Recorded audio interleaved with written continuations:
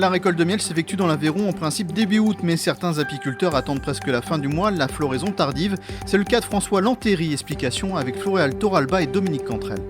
Voilà, c'est bon. Tu veux lui mettre? Oh là là, il y a du monde. François Lantéry, apiculteur amateur, enlève les hausses de ses ruches. L'endroit où les abeilles ont stocké le miel, cette dizaine de ruches sont installées dans un champ. Ici, pas de pesticides.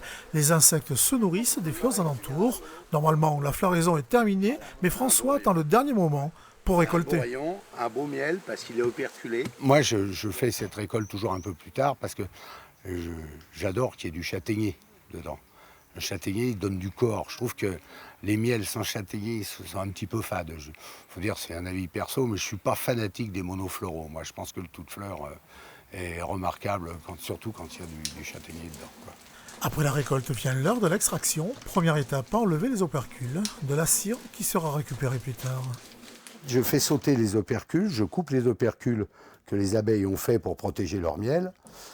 Parce que si je le mets dans l'extracteur non désoperculé, le miel ne sortira pas.